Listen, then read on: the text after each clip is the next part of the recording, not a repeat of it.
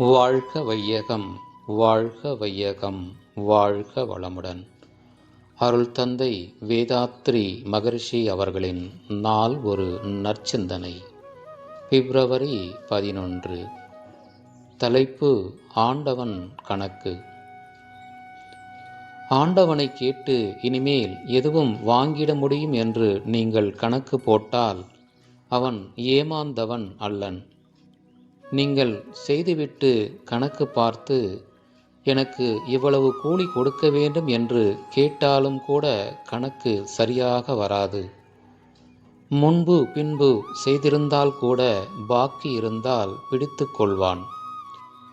அவனிடம் ஒரு நியதி இருக்கிறது.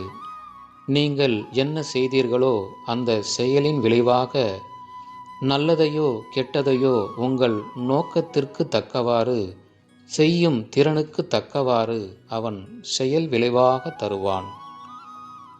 நீங்கள் நல்ல நோக்கத்தோடு நல்ல முறையில் செய்தால் செய்த செயலின் விளைவு எல்லாம் நல்லதாகவே இருக்கும். அதுதான் அவன் கொடுக்கக்கூடிய வரம் என்று எடுத்துக்கொள்ள வேண்டும்.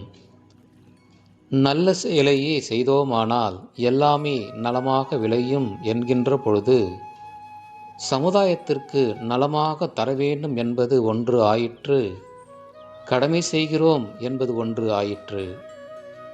இரண்டாவதாக, நல்லதையே ஒவ்வொரு செயலிலும் செய்து கொண்டே வந்தால் இறைவனுடைய ஆற்றலை நாம் காணக்கூடிய அளவுக்கு ஒரு விழிப்பு நிலை வந்துவிடுகிறது. பிறகு நாம் இறைவனை தேடிக்கொண்டோ அல்லது போற்றிக்கொண்டோ இருக்க வேண்டியதில்லை.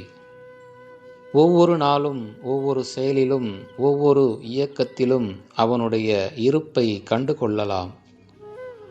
ஆக இறைவனை உணர்ந்து கொள்வது என்பது சமுதாயத்திற்கு நலம் தருவதாகும். இந்த இரண்டும் தான் எல்லா மதங்களுடைய அடிப்படையான நோக்கம்.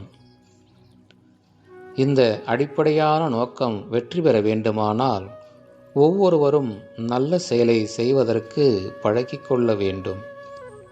அதன் பிறகு அவ்வாறு செய்து பலன் காண வேண்டும். மற்றவர்களுக்கும் அதை பரப்ப வேண்டும். அருள் தந்தை அவர்கள் வாழ்க வளமுடன்.